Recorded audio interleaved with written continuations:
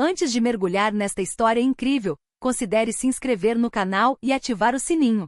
Cada história aqui tem algo a dizer, e você não vai querer perder nenhuma. Riacho Arlan, aninhada entre duas colinas áridas e campos esquecidos, não era o tipo de lugar escolhido para férias, ou mesmo para um desvio. As placas enferrujadas na entrada da cidade pareciam implorar por perdão por existirem, e a poeira levantada pelos poucos veículos formava uma névoa bege que parecia eterna. As casas eram modestas, muitas vezes de madeira com telhados inclinados e varandas que rangiam. Havia velhos balanços abandonados, bicicletas sem rodas, cães vadios que todos conhecíamos pelos primeiros nomes. As caminhonetes eram mais velhas que seus motoristas, e o café da manhã era sempre servido no restaurante Red Moose, onde o tempo parou em 1983. Não havia muito. Uma estação de serviço dirigido por um ex-fuzileiro naval que se tornou filósofo amador, um pequeno hospital meio vazio, uma igreja batista onde o pastor James pregou tanto sobre Deus quanto sobre o bom senso, e uma antiga mercearia em tijolo vermelho segurado por Maggie Thompson. Maggie, 72, morou aqui a vida toda. Ela conhecia todos pelo nome, lembrava-se dos aniversários dos filhos e dava doces de Halloween a eles, mesmo que tivessem 20 anos. Desde a morte do marido, o xerife Ben Thompson, ela continuava a abrir a loja todas as manhãs às 6h30, como um ritual sagrado. Sua voz era suave, seu sorriso genuíno, e ninguém jamais recusava seu pão de milho. Mas, nos últimos meses, algo havia mudado em Arlan Creek. Uma sombra se esgueirava entre os prédios antigos e as estradas de terra. Uma gangue de jovens delinquentes de Rapid City, uma cidade a cerca de 100 quilômetros de distância, começou a impor sua lei neste canto tranquilo. Eles achavam que eram invencíveis. Troy Harris, o líder, era um garoto astuto. Com um olhar penetrante e um ódio surdo por todas as formas de autoridade. Jackson Reed, ele tinha as mãos sempre trêmulas. Uma raiva contida num corpo magro e nervoso. L.L. Carter, o mais cruel, parecia ter um prazer doentio em humilhar, ferir e profanar. Eles se instalaram em uma velha casa abandonada à beira da Rota 17 e desde então, o medo aos poucos se instalou nos olhos dos moradores. Eles roubavam descaradamente e empurravam os anciãos, pichavam as paredes da igreja com pichações obscenas e atiravam pedras nos cachorros dos vizinhos. Exigiam direito de passagem dos lojistas e ameaçavam aqueles que se recusavam. O xerife local, sobrecarregado e temeroso, muitas vezes fazia vista grossa. Os moradores, por outro lado, baixavam a cabeça. Por medo. Por hábito. Mas Elias Walker, ele nunca baixou a cabeça. Ele viveu uma velha cabana de madeira, escondido entre os pinheiros no extremo norte da cidade, perto de um antigo acampamento de caça. Sua casa não tinha eletricidade todos os dias e seu quintal não era parado há anos. Ele vivia sozinho, em um silêncio quase religioso. Nas raras vezes em que era visto, era para comprar café preto, pão amanhecido ou alguns romances velhos e desgastados que lia à luz de uma lamparina. Ele sempre usava um longo casaco marrom com um buraco no colarinho, um chapéu surrado puxado para baixo sobre a testa e usando uma bengala de madeira entalhada. Seu rosto estava marcado, enrugado pela idade, pelo vento e talvez por outras guerras. Ele não falou com ninguém. Ele observou. Ele ouviu. Ele observou. As crianças o apelidaram o Velho Fantasma, por causa de seu andar silencioso e de suas breves aparições. Dizia-se que ele certa vez matara um urso com as próprias mãos, que viverá nas montanhas ou até mesmo que falava com lobos. Histórias infantis, mas sempre contadas com uma mistura de riso e medo. O que ninguém sabia, o que ninguém poderia imaginar. Este homem discreto, solitário e cansado, já foi uma lenda nas sombras. Elias Chad Walker, um ex-agente clandestino de elite, um assassino silencioso em operações que o governo nem sequer reconhecia no papel. Ele viu o mundo queimar. Ele encerrou guerras, ou ajudou a iniciá-las. Ele desapareceu após uma missão ultra-secreta no Paquistão. Oficialmente morto. Enterrado. Mas na realidade, ele havia se exilado em Arlan Creek, não para se esconder dos outros, mas para escapar do que ele havia se tornado. Na tarde desta terça-feira, o sol batia forte na antiga fachada do supermercado. Loja Geral de Thompson. Maggie, vassoura na mão, varria as folhas secas e a poeira carregada pelo vento. Ela cantarolava baixinho uma antiga canção de Paz Clean, a mesma que vinha cantando desde a morte do marido. As campainhas tilintavam ocasionalmente, cumprimentando um ou dois clientes, um velho que vinha comprar cigarros, uma mãe que vinha buscar leite e pão. Então o sino tocou com muita frequência. Quando Maggie olhou para cima, seu sorriso desapareceu. Troy Harris, Jackson Reed e Leo Carter tinham acabado de entrar. Nenhum deles usava máscara. Nem precisavam mais se esconder. A mera presença deles bastava para silenciar a rua. Maggie, ainda de pé na sua idade, hein? Disse Troy com seu sorriso eterno. Ela se endireitou, firmou a vassoura como um bastão de comando e os encarou. Apesar das rugas e da pequena estatura, ela exalava uma dignidade firme, quase ancestral. Eu já lhe disse que não vou ceder às suas ameaças, ela respondeu. Troy deu de ombros como se esperasse essa resposta. Você vai aprender, vovó. Você vai aprender como os outros. Então, com um movimento brutal do braço, ele derrubou a caixa registradora antiga metal. Caiu com um estrondo surdo, espalhando notas e moedas como folhas secas. Jackson caiu na gargalhada e começou a sacudir as prateleiras, derrubando latas e pisoteando vegetais no chão. Leo, porém, não estava rindo. Seu olhar era vazio, quase mecânico, como se a violência tivesse se tornado automática. Ele se aproximou de Maggie lentamente e a agarrou pela gola do seu suéter de lã tricotada. Seu hálito cheirava a álcool barato e ódio. Você ouviu? Você paga. Ou voltamos toda semana. E da próxima vez, não será só o seu carro que vai quebrar. Ela tentou empurrá-lo, mas suas mãos tremiam. E é isso neste preciso momento que uma figura apareceu na porta. Elias Walker. Não houve sino tocando. Nenhuma palavra dita. Apenas uma presença. O ar parecia ficar mais denso. Ele entrou lentamente como um homem que não tinha nada a provar, cada passo calculado, silencioso, mas com uma intensidade pesada. Seu longo pelo marrom roçava o chão, e sua bengala de madeira batia suavemente contra as tábuas do assoalho. Ele parou a poucos passos do palco. Ele não gritou. Ele não insultou ninguém. Ele observar. Seu olhar passou de um rosto para o outro. Então, ele se fixou em Maggie. Seus olhos se demoraram por mais um segundo na gola amassada do suéter dela, nos dedos cerrados de Leo, nas notas espalhadas pelo chão. Ele analisou tudo. Cada ângulo. Cada respiração. O que, dinossauro? Troy bufou. Quer que a gente te ajude a encontrar sua casa de repouso? Os outros dois caíram na gargalhada. Até Maggie, à beira das lágrimas, virou a cabeça para Elias, como se dissesse: vá embora, não se envolva nisso. Mas Elias se aproximou do balcão lentamente.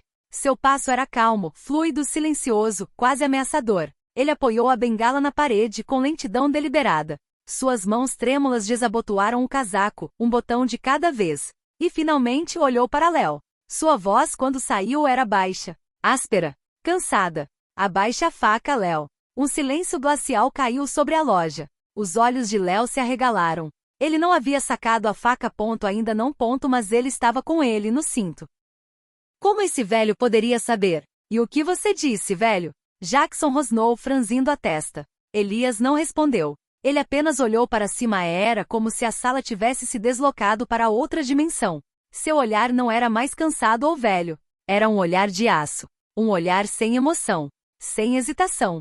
Não há de um velho, mas aquele de um predador. Um daqueles olhares que você só vê nos últimos momentos, pouco antes da morte chegar. Troy instintivamente deu meio passo para trás. Leo afrouxou um pouco o aperto em Maggie. Jackson sentiu um suor frio brotar sob o casaco. Eles não tinham ideia que me estava diante deles. Mas o instinto deles sabia. Eles tinham acabado de despertar algo que deveria ter permanecido enterrado. Algo perigoso. Algo irremediável.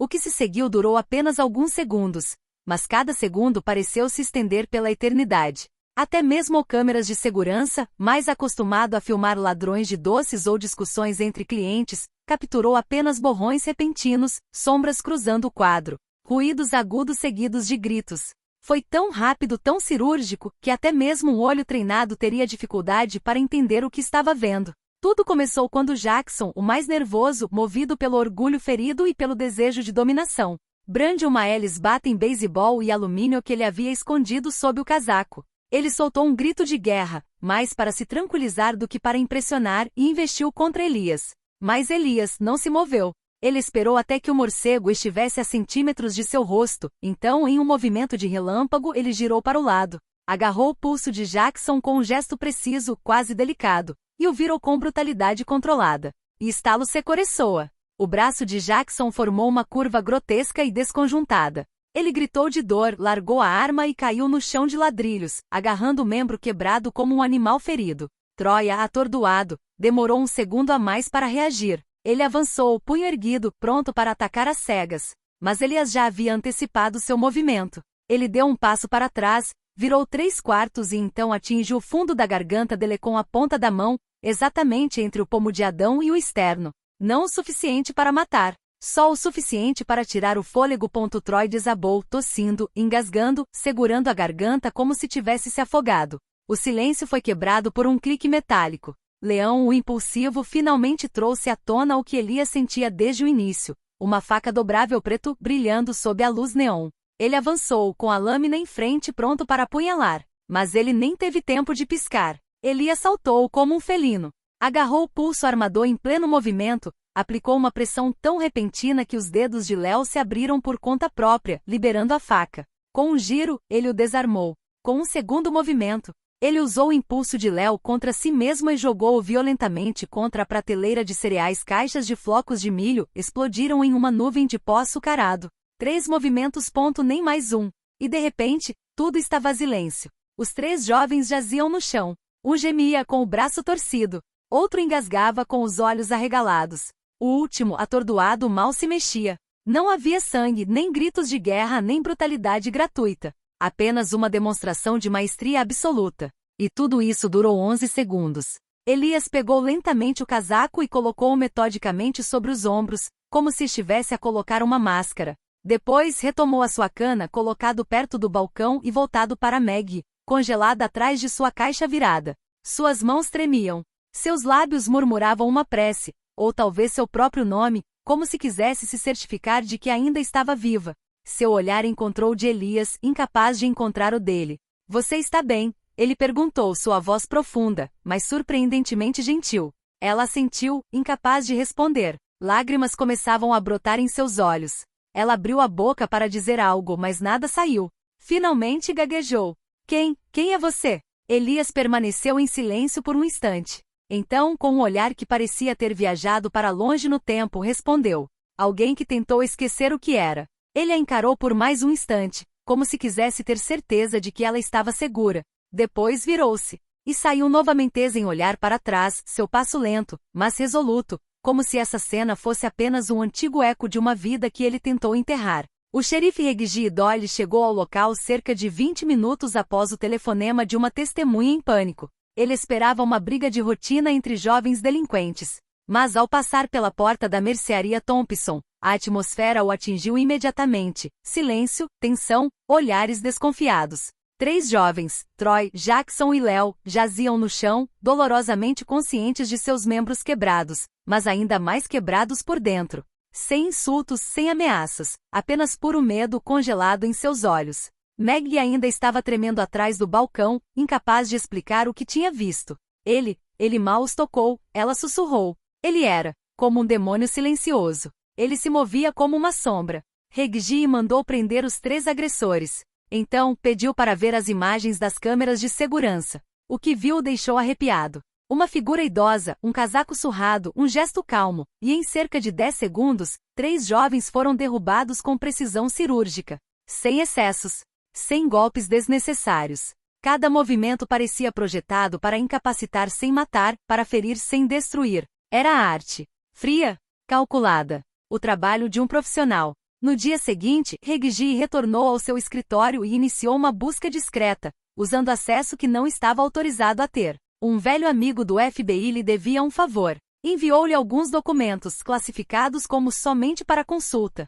O nome estava neles codificado, escondido sob várias identidades apagadas. Elias Chad Walker, ex-agente das Forças Especiais, recrutado ainda jovem para operações clandestinas. Oficialmente ele nunca nasceu, e nunca morreu. Missões na Europa Oriental, África e América do Sul. Última informação, Kandahar, Afeganistão. Missão abortada. Toda a sua unidade foi eliminada. Exceto ele. Então, nada. Silêncio. Ele havia desaparecido. Deliberadamente. Apagado. Reggie afundou na cadeira, ofegante. Ah, meu Deus!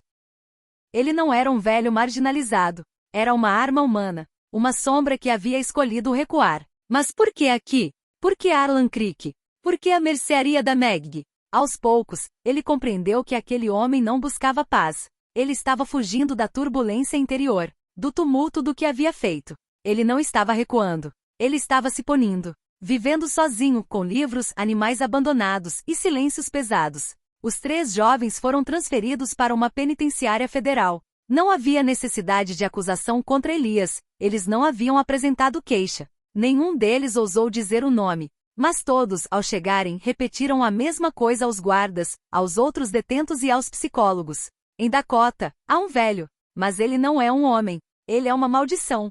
E em Arlan Creek, sem querer, Elias se tornou uma lenda. Às vezes ele era visto caminhando à beira da estrada, resgatando um pássaro ferido ou ajudando um adolescente mudo a consertar sua bicicleta. Ele nunca falava sobre si mesmo. Não contava nada. Até as crianças que antes o chamavam de o velho fantasma, agora sussurravam seu apelido como uma prece. Certa noite, enquanto o sol se punha lentamente atrás das colinas, Reggie entrou em um pequeno café. Elias estava lá sozinho, com uma xícara à sua frente e um livro aberto, Os Miseráveis por Victor Hugo. Reggie sentou-se sem pedir permissão. E por que você fez isso? Por que intervir? Elias fechou o livro delicadamente. Olhou para cima. Suas íris, opacas mas vibrantes, tinham a profundidade de um poço sem fundo. Por que me ensinaram a matar? Disse ele calmamente.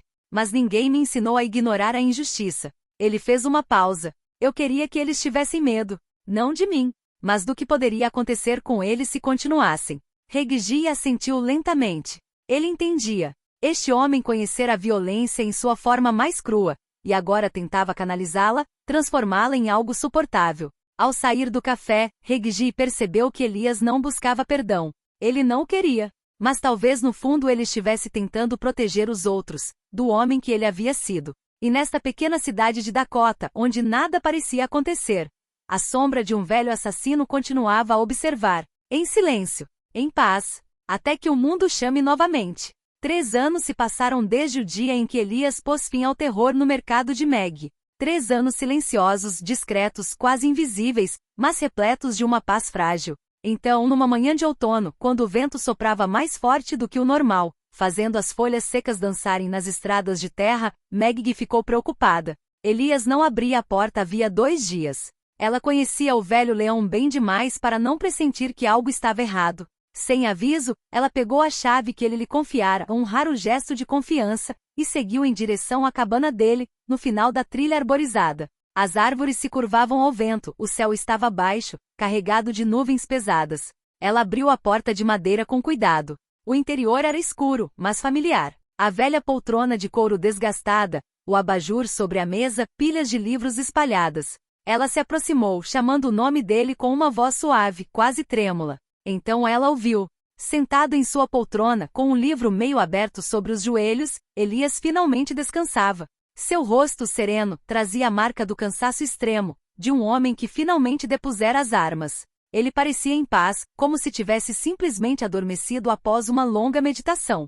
Sobre a mesa de centro, colocada sob um velho abajur, uma carta estava cuidadosamente colocada. Meg pegou-o com as mãos trêmulas e leu em voz alta com a voz embargada pela emoção. Para aqueles que lerão isto, eu nunca quis ser um herói. Fiz coisas que não ouso admitir, mas naquele dia na sua loja finalmente tive a oportunidade de fazer algo certo. Obrigado por me permitir morrer como um homem, não como uma sombra. Elias. O peso daquelas palavras caiu sobre a sala como um sopro ancestral. Ela sentiu lágrimas rolarem, não apenas por aquele homem misterioso, mas por tudo o que ele havia sido, tudo o que havia fugido, tudo o que ele silenciosamente lhe oferecerá. No dia do funeral, a pequena igreja batista em Arlan Creek estava lotada. Os moradores, com os rostos cheios de respeito e tristeza, vieram prestar homenagem a este homem que escolhera a solidão em vez da glória. Poucas palavras foram ditas. A cerimônia foi simples, respeitosa. Mas todos sentiram a grandeza escondida por trás daquela humildade. O xerife Reggie Doyle, com o olhar pesado, caminhou em direção ao caixão. Colocou cuidadosamente uma medalha na madeira escura. Uma medalha sem nome, sem insígnia clara, apenas uma simples mancha preta, o símbolo de um lutador sombrio, invisível, inesquecível. Então Meg, com a voz trêmula, mas firme, aproximou-se do microfone. Ele viveu em silêncio, mas morreu como um gigante. Um murmúrio de concordância percorreu a assembleia. Nesse silêncio sagrado, todos entenderam que não era a violência ou a morte que definiam um homem, mas a maneira como ele escolheu viver e partir. Naquele dia, sob um céu baixo, quando as primeiras gotas de chuva começaram a cair, Arlan Creek perdeu seu antigo fantasma. Mas no coração de seus habitantes, ele permaneceu para sempre um gigante.